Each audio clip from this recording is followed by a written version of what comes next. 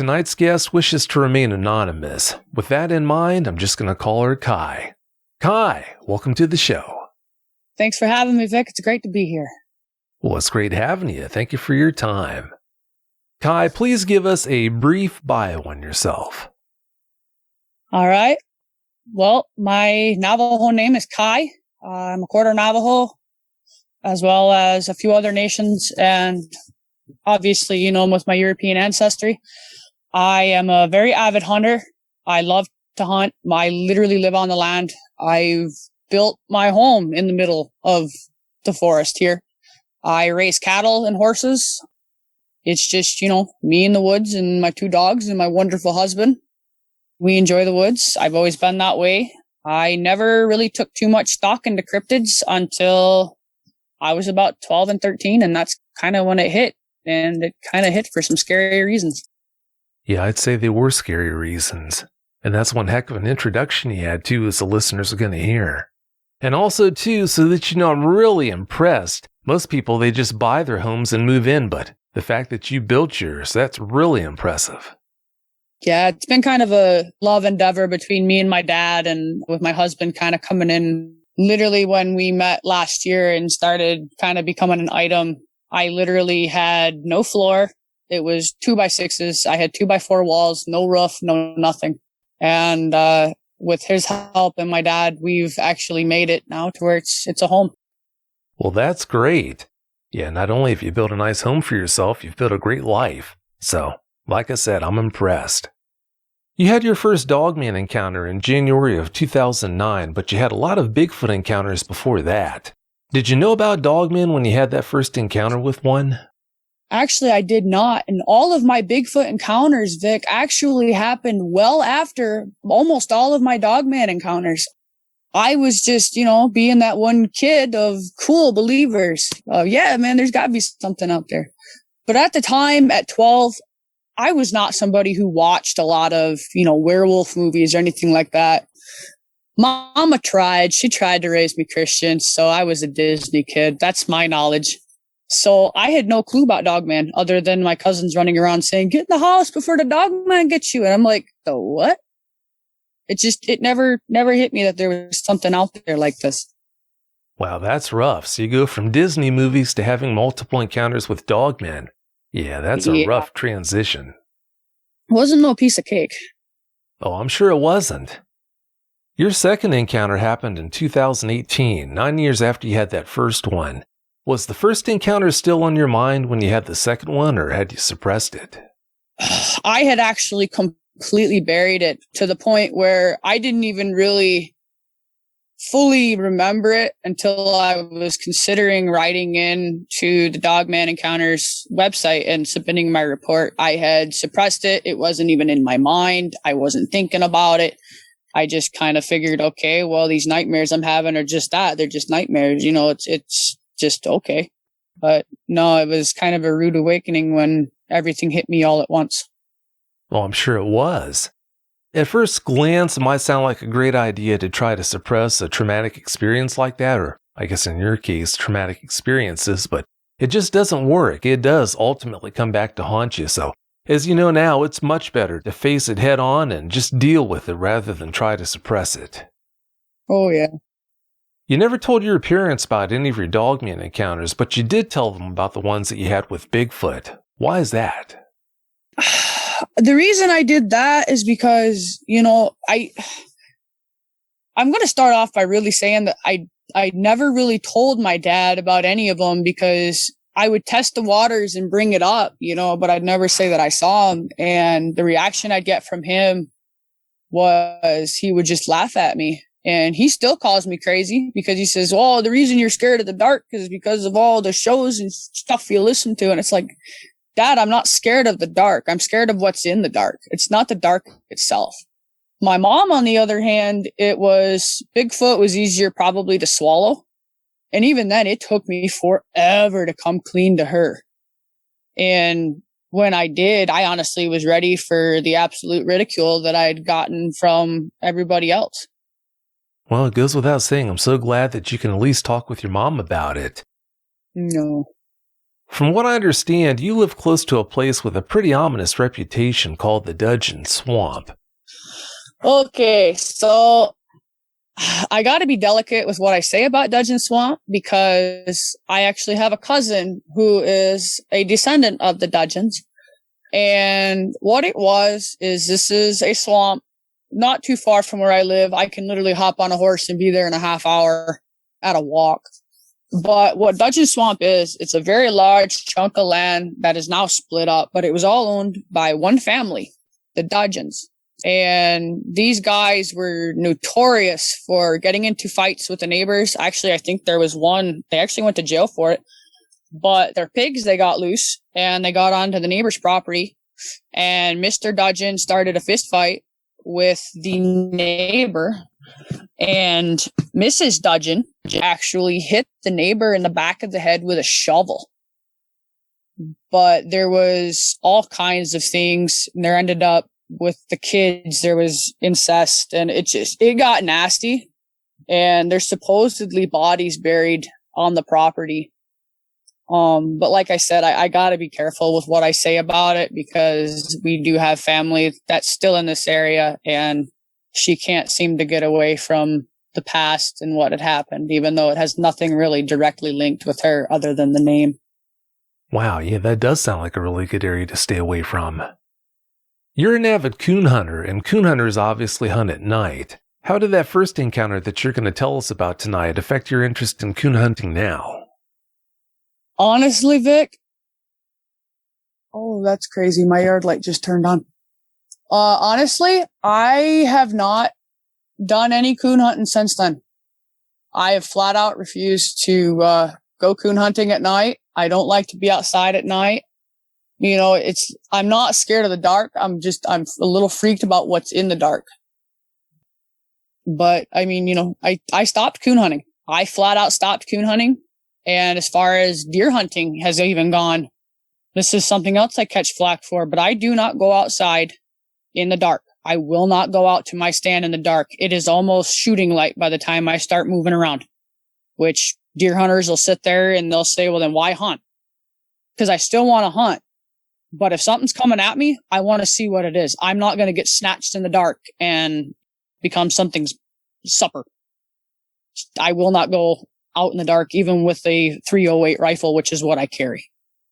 Well, after having the experiences that you've had with Dogman, I can definitely understand why you'd feel that way. Please keep in mind the things that we talked about, though. Like I told you before several times, if they wanted to get you, they would have gotten you. So, yeah, please don't forget that. When you think about all the nights you were out there alone in the woods at night before you knew about Dogman being out there, what goes through your mind? Well, I kind of sit there and I think, holy crap. There's not just Dogman out there. There's Bigfoot out there. And not all the Bigfoot are nice. And I know a lot of the Dogmen are not nice. I'm sitting out here running around in the woods half the time with a 410 shotgun or a 20 gauge shotgun or even a 22 rifle. And I'm just running around out here. What was that going to do? Make something mad. That's all that was going to do. Honestly, I honestly wonder, Vic, how I didn't die when I was out there in the woods like that, running around at night. I can understand why you would wonder that, but like I told you when we had that first conversation, they get a really bad rap as far as the Dogman, of course, and Sasquatch would go.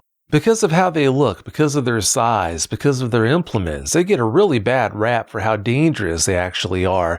On average, like you said, you're going to have some bad Dogmen, you're going to have some bad Sasquatch, but on average, they get a really bad rap for how much danger they actually present. If they had the interest in taking us out and having us for breakfast or lunch or dinner or you name it, things would be a lot different than they are now. You'd have so many more people who see these guys being snatched up, but that doesn't happen because, for the most part, these guys are not wired to be that way by nature, so. No.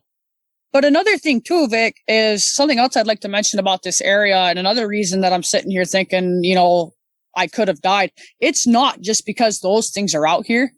Where I'm at here in Newaygo County, Michigan, we are notorious for being a favored dumping ground of the DNR for black bears that have gone into Grand Rapids or gone into the cities and caused havoc.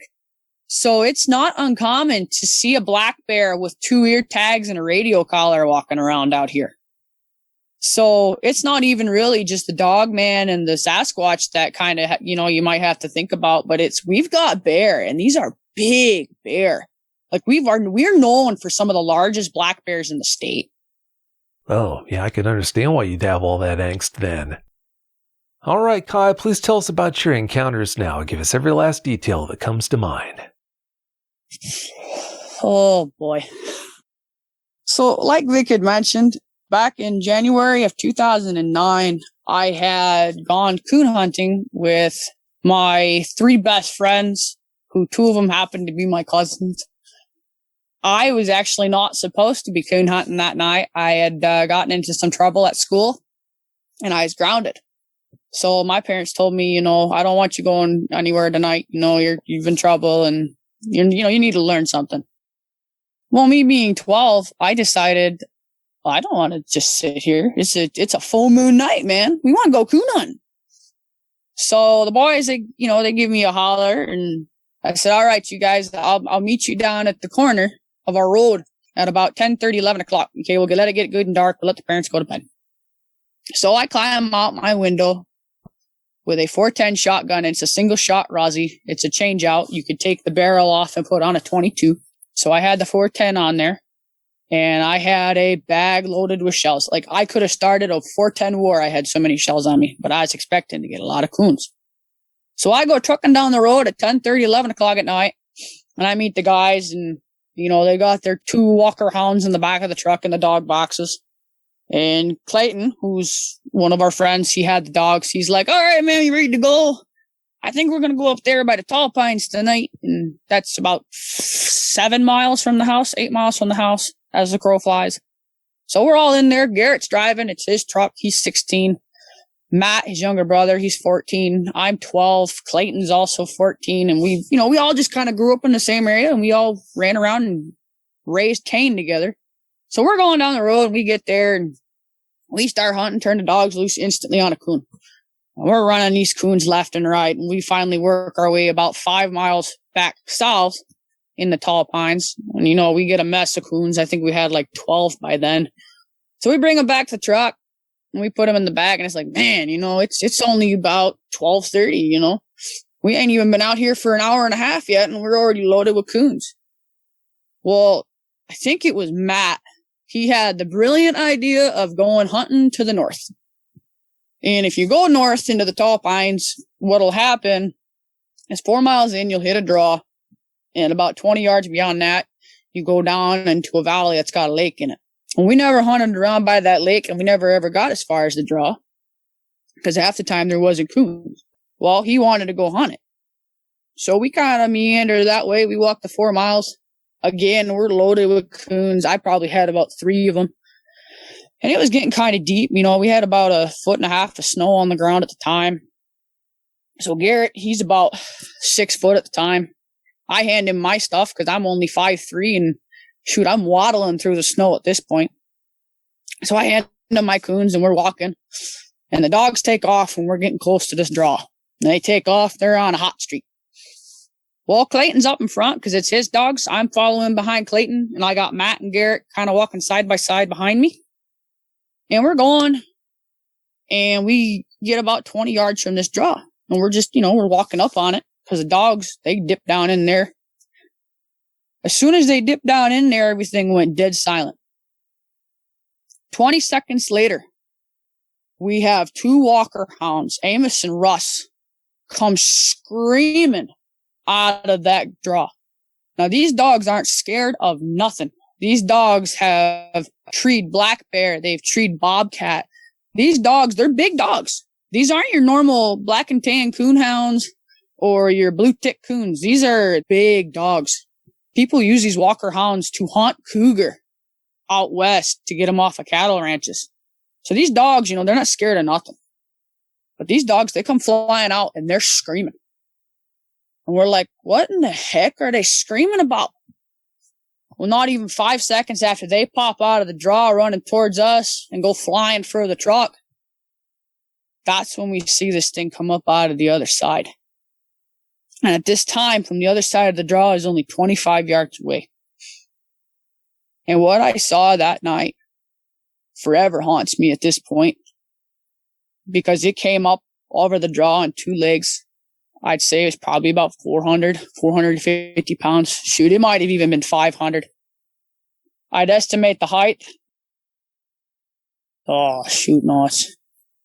I was about 8 foot tall because the rock it was next to was about 6 feet, and it was 2 feet over the rock. But this thing that I didn't even know existed, I didn't have any clue. It comes walking up on the other side of the draw, and it turns and it looks at us. And when it squared off on us, this thing had to have been at least 4 feet wide. It was like a chocolate gold brown in color, really dark, and it had a really wide head. Like you take a grizzly bear's head, how it's got that really wide set, and you slap some Doberman ears on it, and you give it that longer wolf snout.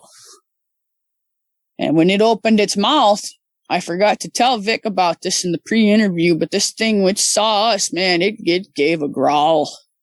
And when I say this growl rattled your insides, it rattled your insides. Well, it's looking at us and its fingers are flaring and we can see the claws. Well, when I tell you Clayton didn't hang around much longer than that, Clayton was gone. And, well, I guess he just kind of didn't realize I was there. And actually, when I talked to him about it, he says, yeah, I didn't see you, but he plowed me over because I was right behind him. He run me clean over. So I'm down butt first in the snow. My gun goes flying. He's hauling for the truck, screaming, oh my God. And then Matt and Garrett, next thing I know, I turn around and I look, and then they're turning tail and running too. They're chasing the dogs. They're running after Clayton, and I'm just sitting there on the ground with my gun in the snow thinking they left me. I turn around and I look at this thing, and this thing has gone from looking at my buddies running away from it to me sitting butt first in the snow at 25 yards, my gun laying in the snow. And I'm just sitting there petrified, and it turned all attention on me. And this thing wasn't looking at me. It was looking through me. And it had a look on it like, if I want to kill you, I can, man. It gave me the look like I was dead. I freaked out, and the only thing I could think to do was run. I grabbed the hold of that gun, and I spun out of the snow, and I took off running. And I mean, I ran, and it's 4 miles back to the truck. Well, I'm hauling Heine, and it takes you a bit going 4 miles through a foot of snow. And I'm going as fast as my legs can take me. And I swear to you, the entire time I was running until I got about a mile from the truck, when I could see the truck, I could hear snow crunching behind me. I knew this thing was coming. I knew it was coming. I knew it was behind me. I knew if I stopped and turned around, I was done. Well, I kept running. I finally see the truck, and it's a 3-seat truck. All 4 of us rode in the front. I only see 2 people in the front. Well, they had the window rolled down, and they're screaming, get in, it's there, get in. So I dove in the window, man. Didn't even bother unloading the gun, nothing. I just, boom, jumped right through the window. And I land right in the center of the seat. I flip around. I said, get me out of here. So we get that truck going, and we turn ourselves around and we floor it. And then it hits me. Well, where's Matt? Garrett flat out looked at me and he says, he's in the dog box with the dogs. Well, apparently they couldn't get the truck doors open fast enough, and Matt said, heck it, and he jumped in the dog box. I learned about that too over the weekend. So we're driving off, and they get down to the edge of my road because Garrett's truck's loud. Like it would wake a dead man. And we pull off into there, and we're kind of sitting there talking, and nobody really wants to talk about it. Matt climbs out of the dog box and gets up in the front. And now I've got to walk a quarter of a mile up my road that's dark because I'm in the middle of sticks. but I got to walk a quarter mile up my road back to my house and crawl back in my window without the yard light going on, not to alert my parents. So I climb back out of the truck and say, all right, you guys, I'll see y'all tomorrow. Tomorrow's Saturday. See y'all in the morning. Meet me at my barn. Well, we got to talk about this. So I make it back into my house and I'm sitting there, and my German Shepherd that I had at the time, Shadow, she's just laying there on my bed looking at me like, you idiot. She could tell I was scared. Well, I crawl in bed and I don't think I slept at all that night. Next morning, 10 o'clock, all the boys come over. We're all hanging out in my barn that's got hay in it. It's January and it's cold. So we start talking about it. And Garrett says, anybody have a clue what we saw out there? I want to hear what you guys saw before I tell you what I saw. And they all described it.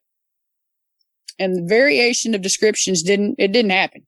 We all described the same thing. 8 feet tall, 4 foot wide, over 400 pounds, muscled all the way through. They said, but what got us, man, is it had hands. And I said, yeah, I thought it had hands, but I was trying to tell myself it didn't have hands. But it had hands. But the eyes, honestly, are what stuck out in all 4 of our minds was the eyes. The eyes were brownish gold. Now, my eyes tend to be about that color. It depends on what mood I'm in. Sometimes they're more gold. Sometimes they're more of a deep brown. But this thing had like a golden reflection in the back of its eye. Must be for light. But Garrett looked right at me and he said the scariest part was, Kai, is it had your eyes. And that's what flipped us all out. Then the question came up again. Well, what the heck was it? Well, Clayton, being 100% Cherokee, flat out said, oh, it's a skinwalker. It's a skinwalker. It's a shifter. We ran into something there that we don't need to mess with no more. Well, Matt and Garrett, they said, well, it kind of looked like a werewolf. And as I said, being a Disney kid, I didn't know what it was. I'd never seen a werewolf movie. I didn't know what a werewolf was. I mean, I heard of them, but I didn't know what they looked like. I said, so that's what that was? Is a werewolf? They said, yeah, it's a werewolf. I said, oh no, man. I don't think they're supposed to be real. Well, apparently they were. Garrett looked at all 3 of us, because between me and Matt, we were called M&M for a reason. We were motor mouth kids. We start talking, we don't stop. We'll talk to Blue Street. But he looked right at me and Matt.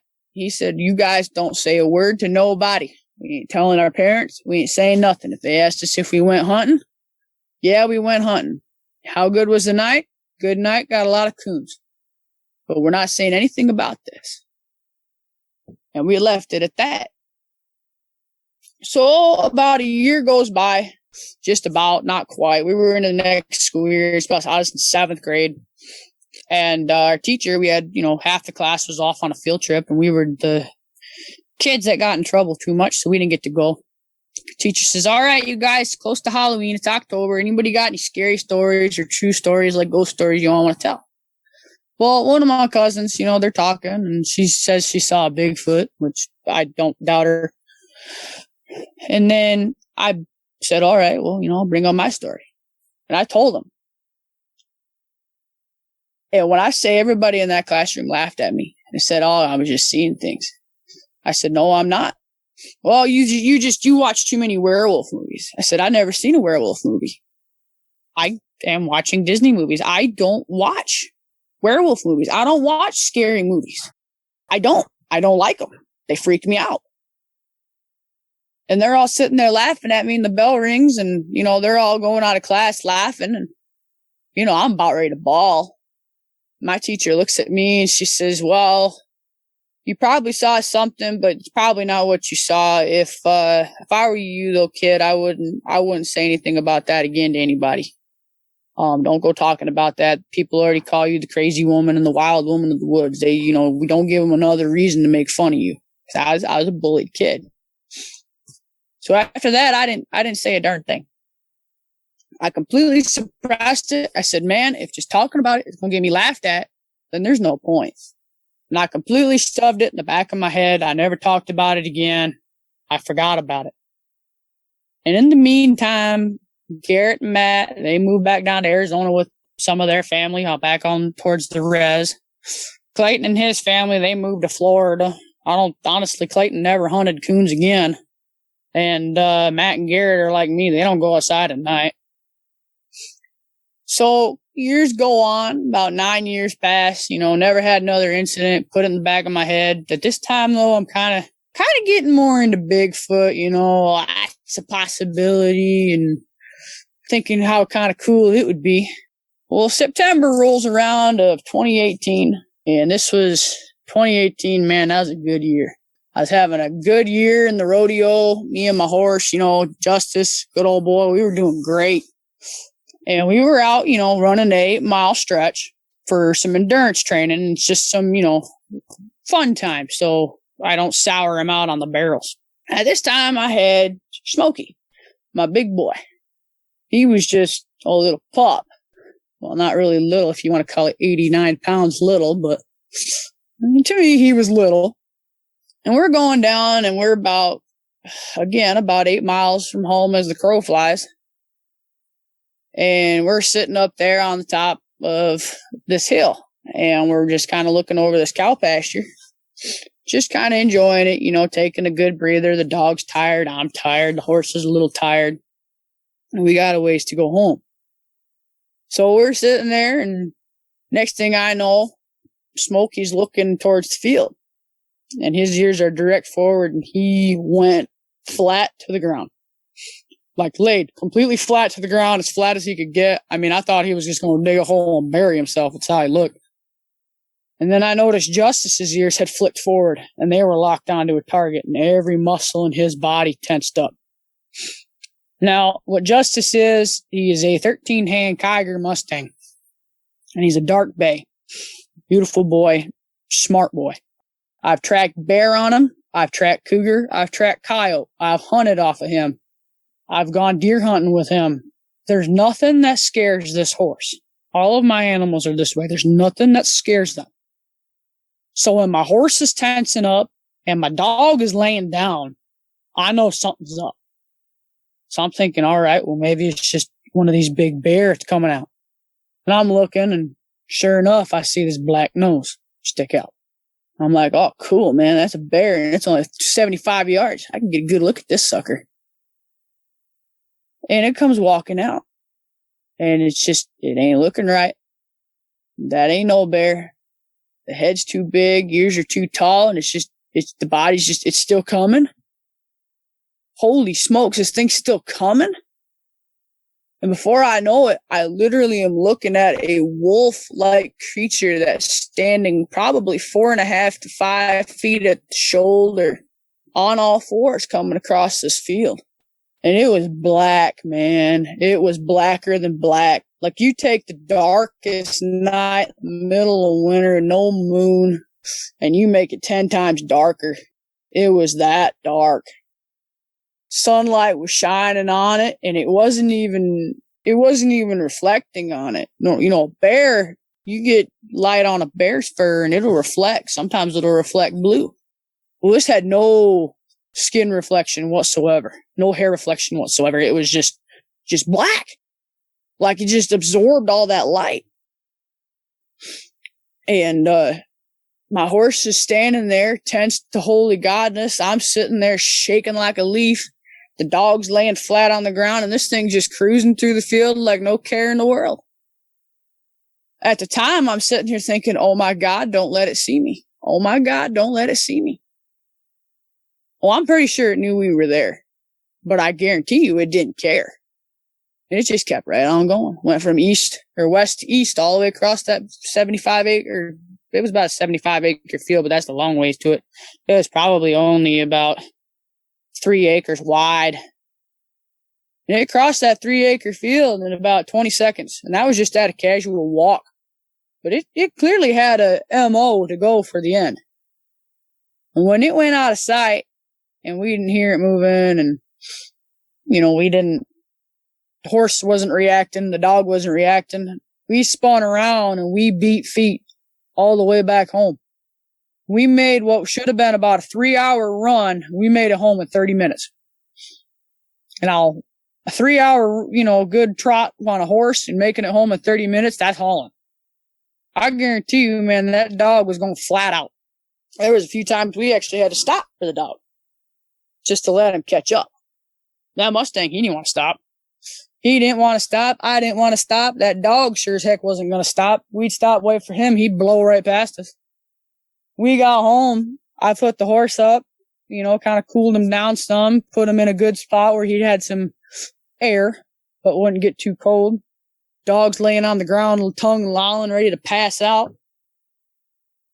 And I'm shaking like a leaf. I just sat down. I took the tack and stuff off the horse. I set it right on the ground. Normally, I'm a little bit more picky with my stuff, but I just put it right on the ground. I didn't care. And I just sat there for a good hour, just shaking. Absolutely shaking. And even then, when I saw that one, I didn't even remember seeing that one at 12. I didn't even remember seeing that one at all. It was like a rude awakening of, oh my God, what did I just see? And it was just, I sat there and I was trying to figure out what was I looking at.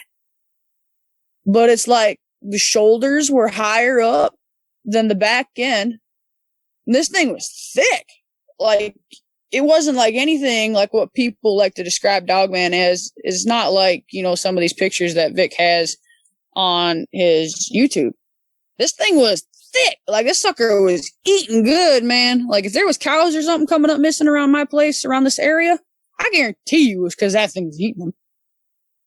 Now, that happened about 8 miles as the crow flies from the house. But I guarantee you 8 miles is nothing to these things. That sucker could be in my backyard. Even the one that I saw up coon hunting, that one could be here. I know they weren't the same animal because they're different colors. But these things, I guarantee you, travel. But kind of after that, that's when my Bigfoot sighting started kicking up, and that's when all that happened. And after talking to Vic, I actually think that there was a third encounter. And judging by a track I found, I'm pretty sure it was of the type 3 Dogman, where they are more of like a man with a dog head. That encounter is actually, in and of itself, scarier because I never saw it, but just the circumstances behind it. And what was crazy is my dad was literally hunting. We were hunting deer. It was about December, and we were hunting deer, and he was only about 200 yards from where I was at in his blind. And he said he didn't hear a thing. He didn't see a thing.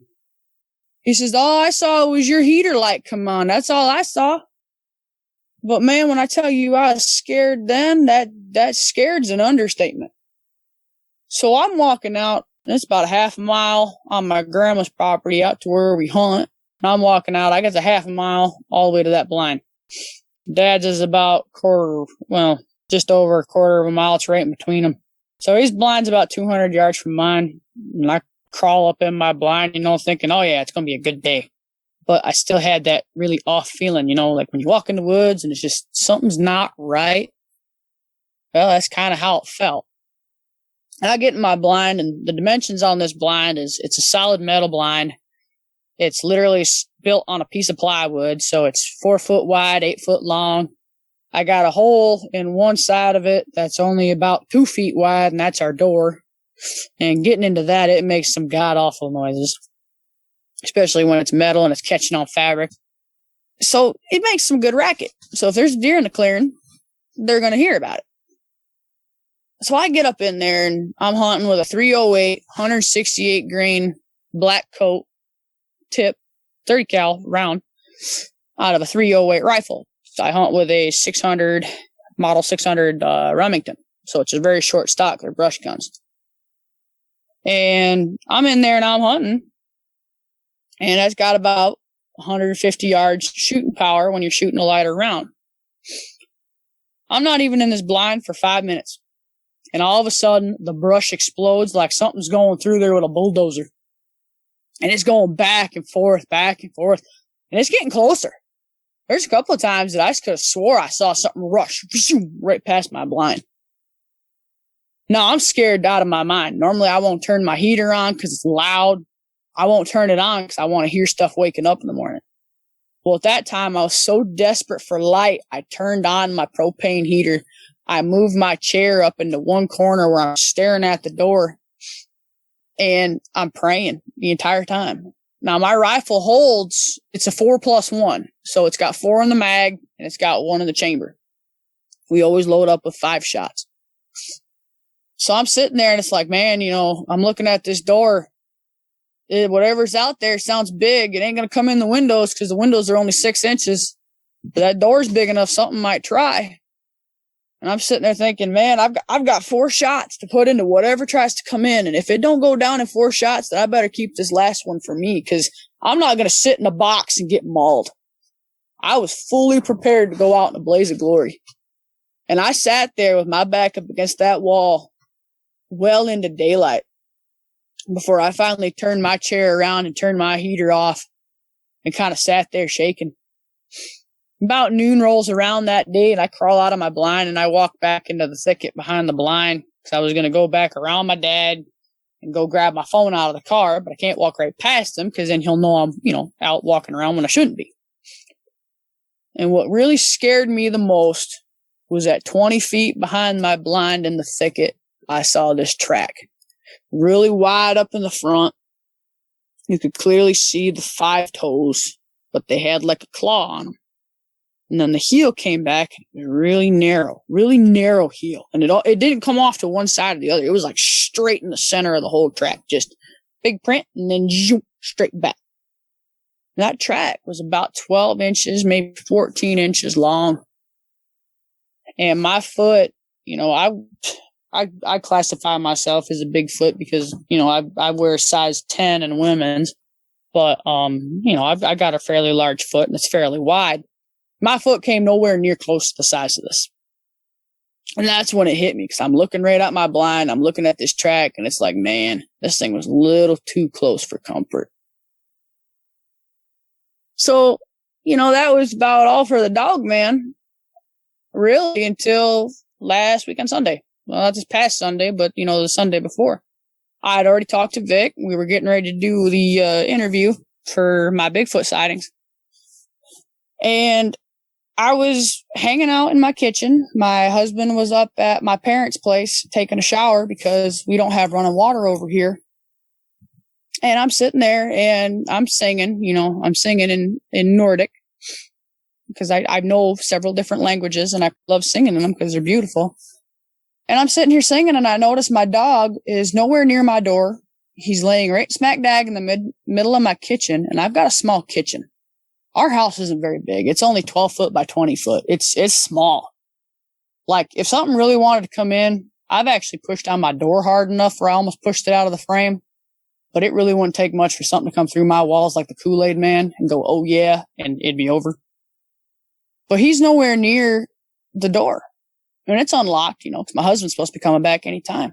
And I look at the window and I just see this gray head looking at me right at the corner of my window. And I can see these 2 dark eyes, and it's almost like this thing's smiling at me. But he was kind of squinting.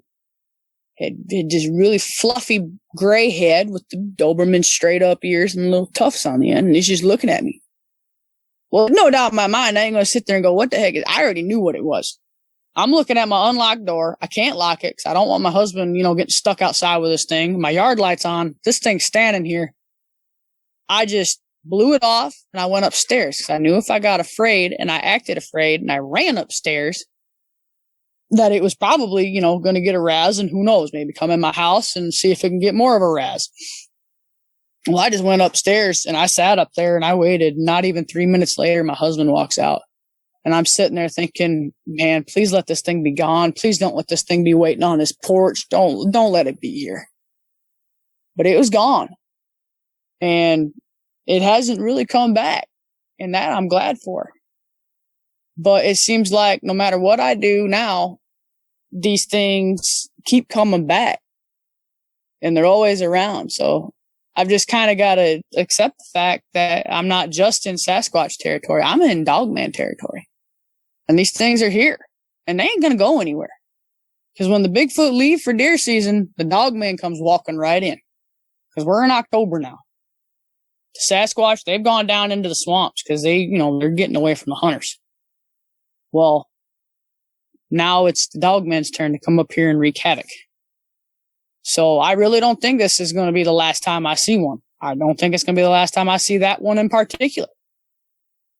I'm actually sitting here looking out my dark window right now, and I've watched my yard light come on over by my outhouse twice. Come on. Could have been triggered by the horse I've got over there. I've got a mini stud that's in a high fence over there, but I don't know. It makes me a little jumpy and unnervy because now all these encounters are back fresh in my mind. But those are my encounters. I pray to God I don't have any more. But, the old saying goes, you can wish in one hand and crap in the other and see which one fills up first. I'm pretty sure I'll have more encounters, and much as I don't want to, well, they're there. But yeah, those are my encounters. I hope your days of having encounters are over, but if you ever do have any more, I'll be here for you. You know that. Yeah. You gave us some details about how that first Dogman looked, but please take your time now and describe it for us accurately as you can from top to bottom. All right. Oh, boy. Well, the ears I mentioned prior, they were like a Doberman's, like when you crop a Doberman's ears or crop even not really a pit bull's because they kind of stay wide, but a Doberman's ears, they get kind of narrow and they go straight up.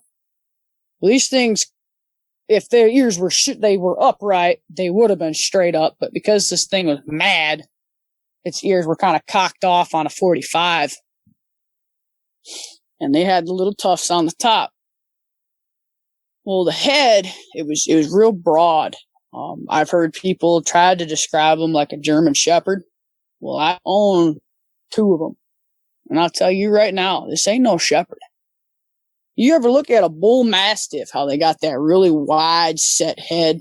And you can just tell they got a heck of a bite because of just all the big muscles on them. Well, this thing's head was a lot like that. Just real wide with these little Doberman ears coming off on them. The muzzle on it was longer than a German Shepherd's. It was kind of like a wolf, no matter how long it was. But it wasn't like long and pointy, like a fox or anything, or like even a wolf. This thing was long, but at the same time, it had a lot of width to it. Like a Mastiff, but Mastiffs have that shorter face. So if you take a Mastiff's face, their muzzle, and you make it longer like a wolf, and then you keep it broad, like how theirs is. It had a very wide snout, but long. The teeth were very sharp. You could see that even from where we were. They were very white. The canines were huge.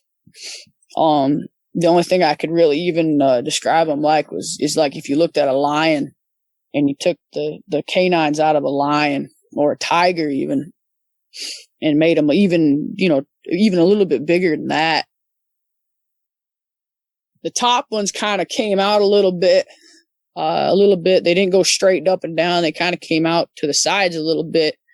I'm guessing only just so it could go outside of the mouth. I never saw it with its mouth shut the entire time we saw it. Its mouth was open. And the bottom teeth were almost just as long, but they didn't pop out like a boar, like their boar's tusks. They kind of went more up and down. But unlike a dog where they kind of have those semi-flat teeth, but they still have points, this thing was like a shark in the fact that every single tooth was pointed. When you look at the mouth of these things and you look at the way the head structure is, everything about it screams apex predator. Everything about it screams, I eat meat. You can keep the salad.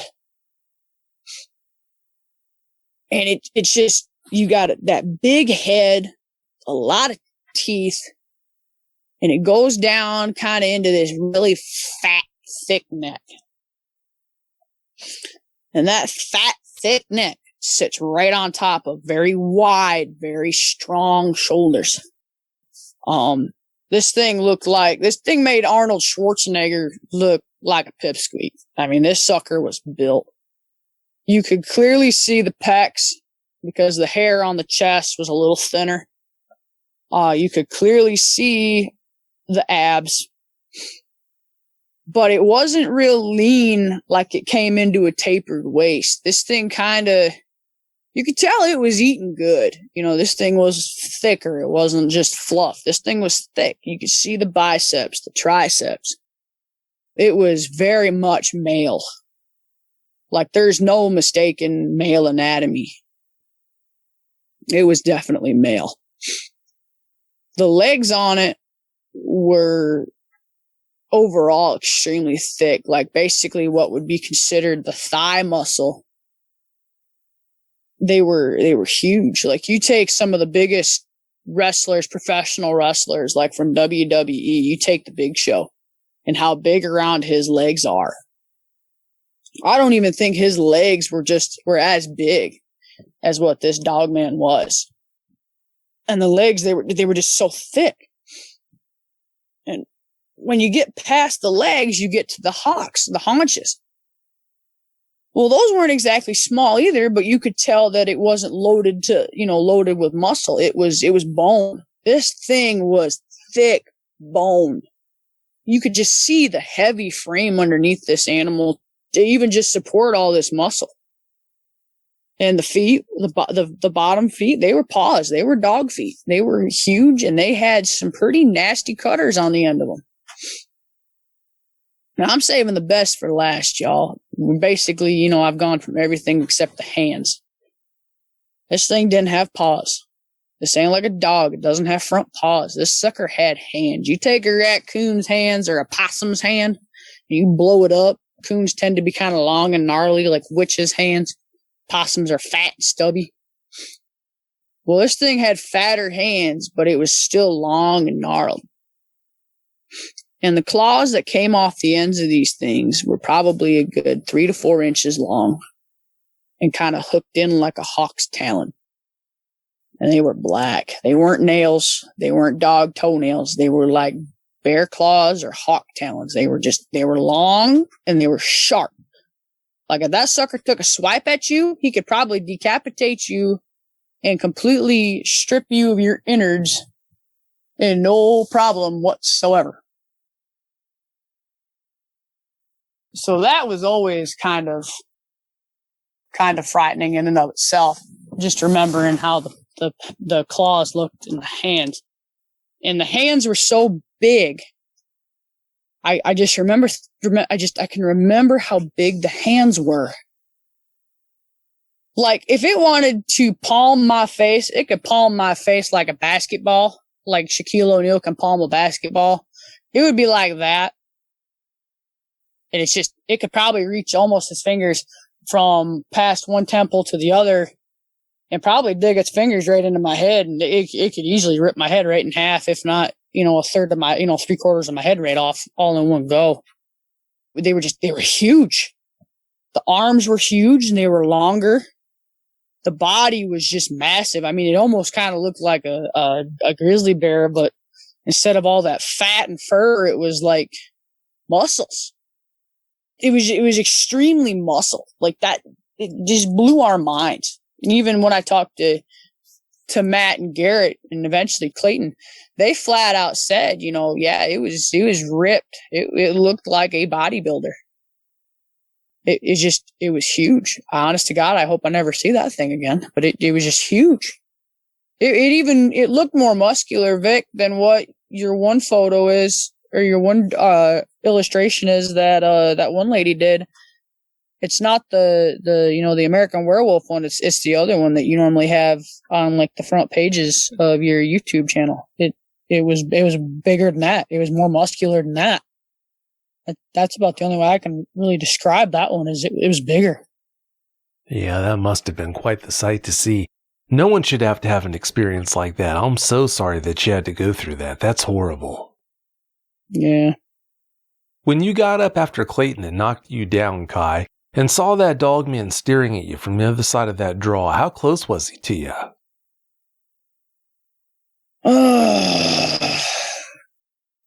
Well, I say we were probably at 20 yards from each other. Now, when we first saw this thing come up out of the draw, we were probably at about 17 yards. But Clayton, he played football. He's a big boy. He's 14. I saw a picture of him recently, and he's even bigger now. But back then, he was probably about 5'5" and about 190 pounds. And here I am, 5'3" and 150 pounds. I went back a good bit. But even then, 20 to 25 yards, that's too close. 20 yards is, I say, the minimum we were from each other. And when you're that close to something, you can really get a good idea of size and just how insignificantly small you are compared to it. Oh, yeah, especially compared to something like that. Before we move on, if you've had a Dogman encounter of your own and would like to speak with me about it, whether in private or on the show, either way is fine, please go to dogmanencounters.com and submit a report. I'd love to hear from you. Has Clayton ever apologized to you for knocking you down the way he did that night? No, but he did tell me that he flat out couldn't see me, and I asked him, I said, how the heck do you not see a 5'3" Navajo woman standing right behind you with a gun? And he said, I don't know. I just saw it and I wanted to get away from it. So I ran and you kind of looked like a tree. So I just thought I hit a tree. Well, I hate the idea that he knocked you down like that, but under the circumstances, I believe him. I don't think he did know that you were there. He was probably just so focused on making it back to that truck that, I don't think he would have seen a bull elephant standing right there in front of him. Oh, he told me he had a Charmin moment. He didn't admit that until when we talked over the weekend. He had a Charmin moment, and Garrett admitted to me that he had to change his boxers. He basically urinated all over himself on the run back. Well, I'm not surprised they did. Yeah, I think almost anyone would have had a problem like that. You said that you could hear it running behind you as you were heading for the truck. How close did it sound like it was to you when this was all going on? He probably couldn't have been any closer than 15 feet behind me, 20 feet behind me, but I swear, I could have swore he was right behind me, Vic, hovering over me with his hands like you see in the cartoons, like, I'm going to get you. I could have swore he was right behind me half the time, but I know he couldn't have been any more than 15, 20 feet behind me. Oh, I'm sure it sounded like he was right behind you, almost so close he was going to touch you. I get it. I totally understand that. Thank goodness he wasn't, though. Yeah. Thinking about that quarter-mile walk you had to do up your lane to get to your house, how far did you live from where you had that first encounter? I actually clocked it out the other day. I'm only 9 miles away from Tall Pines. 9 miles, so not exactly right on top of that spot, but I guess not quite as far as what you wish it would have been, so it was kind of a mixed bag. Yep. And it was dark, and the road was icy, and I had no light. And I'm sitting there with a single shot 410 trying to get over what I just saw. And I'm looking, and my road's dark. Okay, I've got a lot of oak trees that overhang it. And even with a full moon, you've got shadows all over the side of the road. And it's like, you look at every one of them shadows like, is it going to move? Is it going to come get me? Is that thing going to turn into something scary now? It's torture. Oh, I'm sure it was. Yeah, I'm sure that drive home that night must have felt like it was 100 miles to get home. How many times had you been hunting in that woods before you had that first encounter? If I told you that we weren't in there at least every weekend, I'd be a liar. We were in there every weekend that we possibly could be in there. We were in there almost every night of the week. Like, we didn't care. We all had school in the morning. We were going to go coon hunt until 3, 4, 5 in the morning. Then go to bed for about an hour, get up at 6, do our chores, and go to school. Talk about the day that we had. We grew up in them woods. We were there playing paintball all summer long, coon hunting at night, running around in the day like a bunch of yahoos. I guarantee you, this thing probably was watching us the entire time for years until we ran into this thing. Well, I wouldn't be surprised. But yeah, like we talked about in that first conversation, if you had any clue how many times that one or maybe another dogman or dogmen were monitoring you when you're in those woods and in other woods, yeah, you'd probably be nauseous. Mm-hmm. Moving on to your second encounter, did you ever go back to the spot where you saw that Dogman? Yep, I go by it all the time because it's one of my favorite routes to take my horses for spring training. And every time I go past that field, I look at that field like, okay, is it going to come back across again? Am I going to see it again? So I'm not scared of that spot because I'm not stuck in the middle of the woods. I'm on a road, but it was close to the road.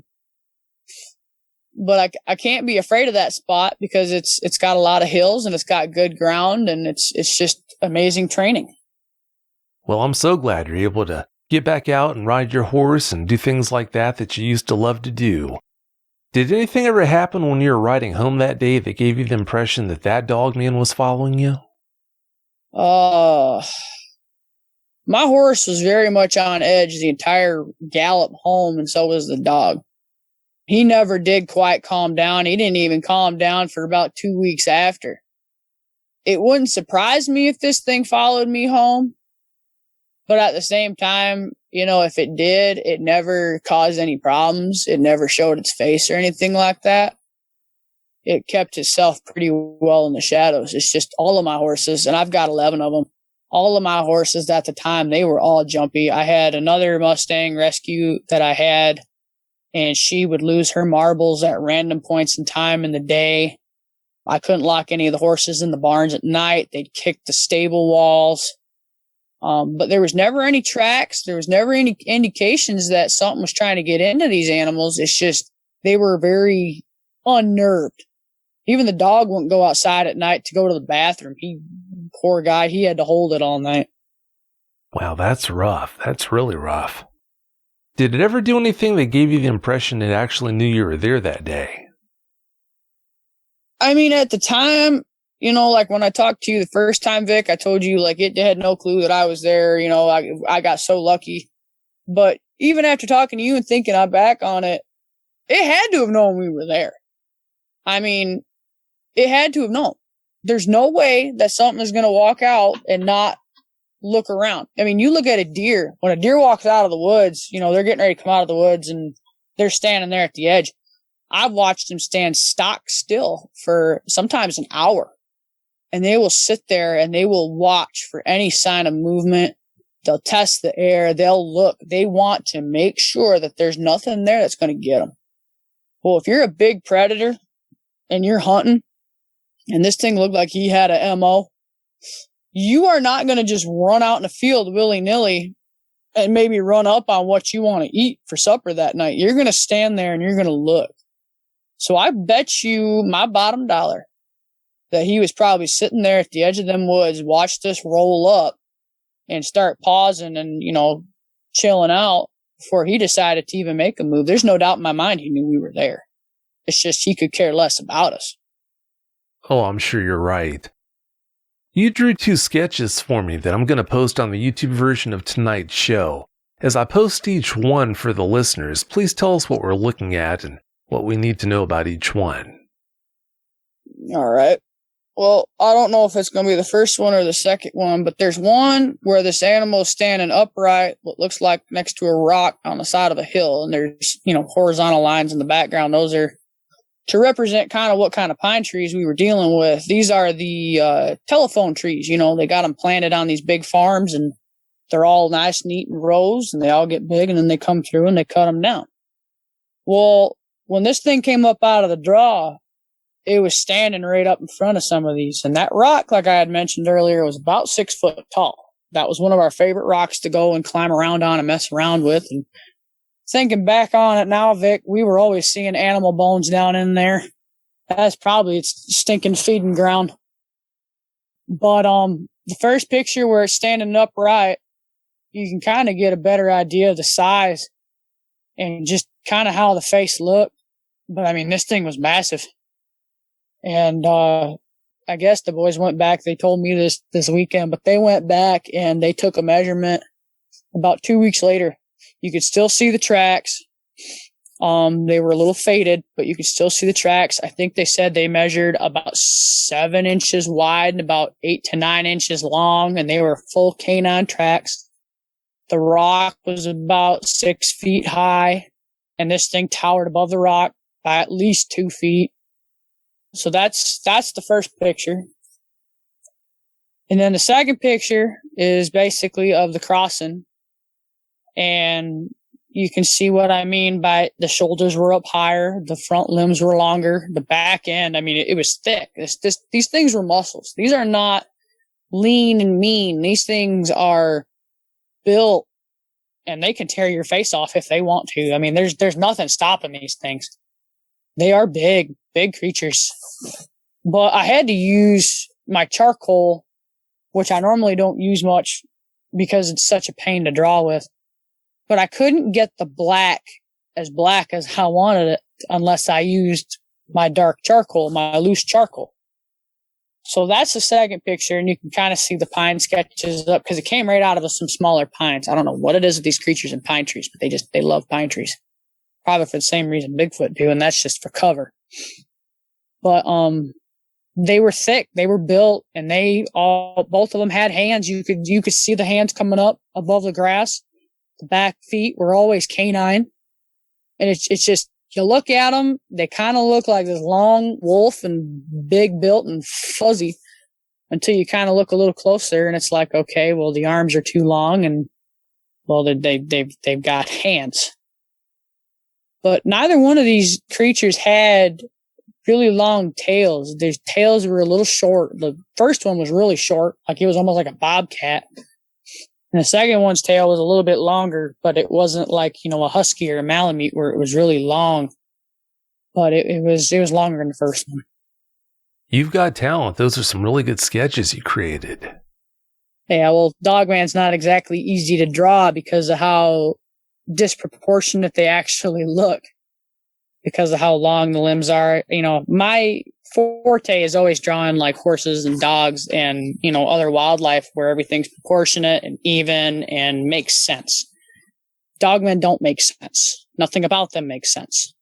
Trying to draw them is like asking a toddler to draw an elephant. What you get is something that might be an elephant, but also might be a caterpillar with a really long nose. Oh, sure, yeah, they're not easy to draw at all, but the fact you've done such a good job with these 2 sketches, that reinforces my statement. No, I think you did a really good job. After having that third encounter with what you think was a type 3, have you been alone in the woods without your horse? I have. The one with a type 3, actually, I didn't have my horse with me at the time, and I guess what really kicked me the most is my dad was only 200 yards away, and he said he didn't hear a dang thing, and he kept telling me, well, you're fine going out in the dark, you got a gun, you'll be fine. I don't think I will be fine unless I'm walking around with an M16. But try deer hunting with an M16. There's not going to be much left of that deer by the time you're done pulling trigger. But as far as going in the woods, I do, but I do not go unless I am armed. I do not go unless I have my husband with me, who fortunately deer hunts with me now. I'm never alone in the blind anymore. And I won't even go out in the woods unless I've got at least one of my 2 dogs. I've got 2 wonderful German Shepherds. One's 104 pounds. He's actually my service dog for my PTSD and anxiety, which in part was caused by the sightings. But I've also had other traumatic things happen. Like I also had a TBI 2 years after my Dogman sightings. I was logging and I had a hatchet. The blunt end of a hatchet basically lodged itself in the back of my skull, and I'm prone to have almost like a seizure, but not quite. But my dog picks up on that, and my husband's kind of learned to pick up on the cues as well. So I tend to not go anywhere without those guys.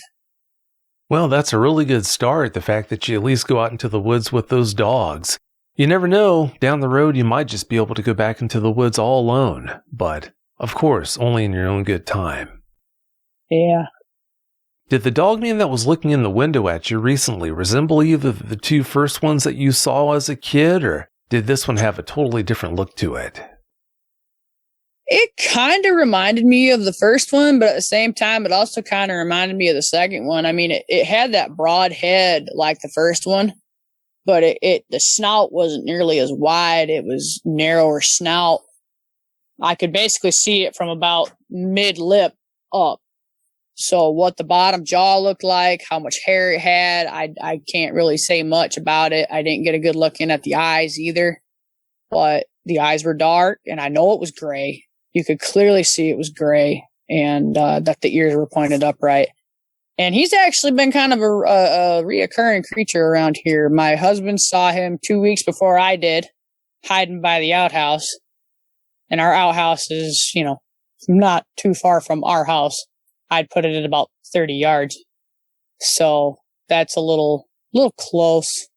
But then to have the gall to come up on my porch and look in my window at me, and my windows ain't put in the greatest. They're secondhand windows. So if you push on them wrong, they're coming in. So I didn't really like the idea of having him right there next to my house. Well, I can understand why you wouldn't like that, but it doesn't matter what kind of a house you have. Dogmen don't need to use doors. They don't need to use windows. If you wanted to come in, if any of these dogmen you encountered wanted to come in, then it was going to happen. But it didn't happen for the most important reason of all, like we talked about, because he doesn't want to come in. Please don't forget that. I won't. Good. Yeah, I hope you never do. Recently, you contacted the guys you went coon hunting with that night and had an interesting conversation with them. Please expand on that for us. It was all by happenstance that I even got a hold of these guys, because what I did is I had spent 8 months, 2 years ago, down on the Navajo reservation with some of my family, my extended family down there. I was trying to learn more about my heritage because I already knew a lot about the other parts of me, but I didn't know about that particular, side. And I stayed with a guy who was a good family friend of all of ours. His name's Nathan. And he is a Navajo shaman, and so is his brother, John. And I contacted John last week, Wednesday, when we were supposed to do the interview before my phone got dumb. And I talked to him about it, and him being who he is, he asked me, well, what was going on in your life at the time? I said, well, when I was 12, I was kind of getting into that, sneaking out of the house age and running around doing things I shouldn't have done. He says, all right, well, what about in 2018? And I told him, I was honest. Well, I was considering starting to drink again, and I almost did start drinking again. And he told me that what came to him, and he's normally not wrong about these things, so I take these to heart. When I encountered the two big dogmen, when I saw the one when I was 12, and when I saw the one again in 2018, what they were was a message for me. And he says the first one was definitely a ringer, a loud and clear ringer. He says basically what Great Creator was trying to do, what God, as you can say, was trying to do, is he was trying to show me my future by showing me what could happen if I kept going down this path. And he says, you were not walking a good path. But he said what it was is he was showing you death, and he showed it to you in a way that you would understand. Which I questioned because I'd never, heard of dogman or anything like that. I never knew anything like that. But I had always had, as a young child, a reoccurring dream of being attacked by wolves. He says what he did is he placed those in front of you to show you that death awaits the path you walk on. And I guarantee you he was right. Who knows what kind of trouble I could have gotten into. And heck, I could have ended up missing or dead like so many other women that, are around, the 14-year-old age. And even in 2018, when I was going to start drinking again, I had already overcome a very bad liquor problem. I was a heavy vodka drinker, and I'd quit, and I'd almost started up again. I'd almost really started partying again. And that's when that other one walked out in front of me. And he says, again, that was a warning of if you start, you're going to die. So talking to him, and Matt and Garrett, they live right down the road from him now. And he got a hold of them because he wanted to know more about it. And then we all got into contact, and Garrett and them, they had told me then that that's when they had gone back to the rock and measured everything out. And I asked him, I said, well, what went through your guys' mind when this thing came up out of the draw? They flat out said, man, we didn't really know what was going on. We thought it was like a werewolf or something. And it scared them both bad enough to the point where they stopped going out hunting like that a lot. And they said, man, we'll get back in touch with you. We're going to go ahead and call Clayton because we talk to Clayton all the time now. And they got a hold of Clayton, and Clayton ended up getting a hold of me direct. And I asked him, I says, well, what do you think of the fact that you plowed me over like I was nothing? He says, honestly, I thought you were a tree. He says, I didn't notice that you were right behind me. It didn't register. He says, I turned around and ran. And I asked him, I said, did you ever hunt like that again? He says, nope. He said, the dogs wouldn't go out of the kennels. They wouldn't hunt. His dad was going to get rid of the dogs, but he begged him not to because the dogs were older. Clayton never, ever again went hunting. The dogs never wanted to go out hunting again. Garrett and Matt never coon hunted at night. I have not been out coon hunting at night. They've actually had some pretty sketchy stuff happen. Clayton did when he moved to Florida. He says he's pretty sure he's seen a Florida skunk ape on many occasions. And the boys down in Arizona, they said they've seen some pretty weird things, but they're pretty sure that what they saw this time around was skinwalkers because he said they were men covered in hides. He said they were skinwalkers. It scared them. So they're even now wanting to leave the res, and shoot, I'm 24 now, and Matt's got to be about 26, and Garrett, he's about 28 now, so they're plenty old enough now to move and do what they want to do, and they've got families and stuff. So, you know, they're talking about moving back up here, and they said, "But we're not coming back to Newaygo County." I said, "Well, it don't matter where you come up here because they're all over you guys. It don't matter unless you move to the moon, and even then, I'm sure they'll find a way to get there too." But you know, they're shook up. They don't like talking about it. They're actually more afraid now than I am. So now I'm trying to do my part now that you've helped me out, Vic, and my husband's tried to help. He's done wonderful helping me through this. But now it's my turn to help my cousins out and to help Clayton out, trying to make sense of what we saw when we were all 12. Honestly, this upcoming summer, you know, whenever I've got time, I'd love to have them all come back up here and take my husband and get the guys all together. And I want to go back to Tall Pine. I want to go back in there, obviously in the day, but I want to go back in there with all four of us and with my husband there. And I want to go back to that spot. If I see it again, great. I'm going to back away slowly and I'm going to leave. If we don't, I want to stand where it stood. Not necessarily to make it more real to me, but so I can understand what it saw. Because now I'm curious. I want to know what it saw. Obviously, it saw a freaked out 12-year-old butt down in the snow and watched all of the buddies run away. But I want to see from its perspective just how close we actually were. Because I might be off on my yardage. It might have even been closer. But I'll never know unless I go back there. And I'd rather go back there with them guys because I trust them 100% and I trust my husband with my life. And I know he wouldn't let anything bad happen to me. But if I could at least show him where it happened, maybe it would bring all of us closure and maybe give him a little better understanding of what we saw that day. No one should have to go through what all of you have been through since that first night, but it takes a lot of moxie for you to want to go back to the location of that first encounter the way you do. That's great. But having said that, it's about time for us to get out of here, Kai, but before we do you have any closing comments you'd like to share?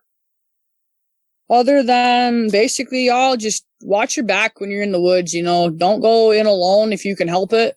Don't go in unarmed. Be aware of your surroundings. If the woods are too quiet, or if it seems like something's just not right, but especially if the woods are too quiet, that's a very good indicator that there's a big animal there. It might not be Dogman. It might not be Sasquatch. You know, you might have a bear or a cougar or a wolf in your spot. But if the woods are quiet, that's a big indicator that there's something there. Something else too, though, is with me trying to process my encounters, if anybody out there has encounters like this, or even worse than mine, and you want to get it off your chest, get a hold of Vic. Tell somebody. If you can't tell somebody in your family, get a hold of Vic, man. He will hook you up. He will set you up. He will help you. He'll take the time to listen. He might be a little blunt about what he says, but you know, for me that works because you kind of got to be blunt with me because I got a hard head. But you got to tell somebody. And if you can't get a hold of Vic, or if you want to know anything else, like, okay, let's say you didn't have a Dogman or a Sasquatch encounter, but let's say you have, you know, you've seen some paranormal stuff. Me and my husband are starting up a podcast ourselves, and it is coming out. We should be posting it either Friday or Saturday of this week. But it's called In the Woods with Lycan and Res Dog. We'll be talking about everything that we've gone through. I will share some aspects of the Dogman that I've seen that I may or may not have said here. I'll be sharing the, encounters about the Sasquatch, some of the ones that I forgot to mention on my Bigfoot sighting. My husband will be talking about the paranormal that he's dealt with over in Hesperia. I'll be talking about the paranormal that I've had here on my own property.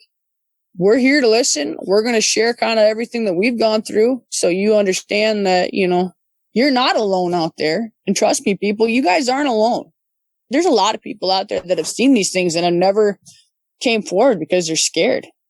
Well, I'm telling you, you don't have to be scared to come forward, man. Come talk to Vic. Come talk to us. Talk to somebody. It's going to help. It's a lot better than keeping it bottled up and living with PTSD and nightmares. I can tell you that firsthand. You got to talk to somebody. If you don't, well, then you're just asking for trouble. Well, that's all very well said. If you have an experience with a Dogman or a Sasquatch and need help with it, then yeah, by all means, talk to someone about it. Suppressing it? Yeah, that's not a good idea. Well, Kai, I can't thank you enough for coming on and sharing the details of all those experiences with us. I really appreciate it. Well, Vic, I really do thank you for having me on tonight. I know it's been kind of rough getting me on here because my phone likes to be not so smartphone. But, you know, I'm glad we finally got it to work out and pull through. Well, I'm glad we got it to work out too, and we're able to do this. So, like I said, thanks again so much for your time, and have a great night.